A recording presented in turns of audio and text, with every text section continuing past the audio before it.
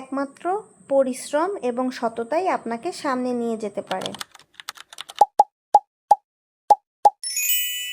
অনেক তো হলো অন্যের বিষয়ে নাক গলানো, কোনো কটূক্তি করা এখন বন্ধ করুন।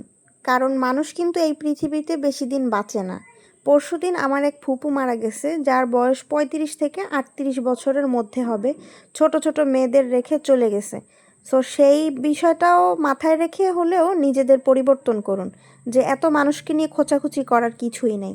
আর একটা বিষয়, আমি যতটুকু পরিশ্রম করি আল্লাহ তার প্রতিদান হিসেবে আমাকে অতটুকু পরিমাণেই সম্পদ দেয়। তো আমার বিষয়, আমার টাকা বা আমার সম্পদ যেতটুকু আল্লাহ আমাকে দান করছে, সেইটা দিয়ে আমি কি করব, কাকে দিব, সেই হিসাবটা না হয় এখন আপনারা করা বন্ধই করুন। সেটা যার হিসাব সেই রাখবে।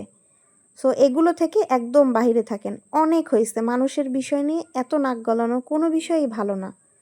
তো হ্যালো এভরিওয়ান, আসসালামু আলাইকুম, welcome to my new another vlog. আজকে সকালবেলা থেকে আম্মু অনেক কাজ করতেছে। আমাদের ছাদে এই কটা দিন ধরে আম্মু তুলা শুকাইতেছিল, যেটা দিয়ে কিছু একটা বানাবে। যখন বানাবে আবার সেটা আপনাদের সঙ্গে শেয়ার করব যে কি বানাবে। আর আপনারা জানলে কমেন্ট করবেন যে এই তুলা দিয়ে আম্মু কি বানাবে। তো সেই তুলোগুলো আজকে একদম টনটনা করে শুকানো হয়ে গেছে, ওগুলোকে আম্মু বস্তা ভরতেছিল। আর আমার মামাতো ভাই ছিল আমাদের বাসায়, ও বস্তা ধরে টানাটানি করতেছে, অনেক চেষ্টা করতেছিল আমাদের হেল্প করার। তো তারপরে সেগুলো আম্মু করে এবং বাসায় এসে আমার রুমে একটা ওয়ার্ড্রোব ছিল, যেটা আম্মু সরাই দিছে। আম্মু বলতেছিল যে আমার রুমটা নাকি খুব ফার্নিচারে গাদাগাদি হয়ে গেছে একদম, সেজন্য সরাই দিছে। বলছে আমার পছন্দ মতো আবার কিছু একটা সেট করে দিবে যদি আমার কাছে মনে হয় যে খালি খালি লাগতেছে।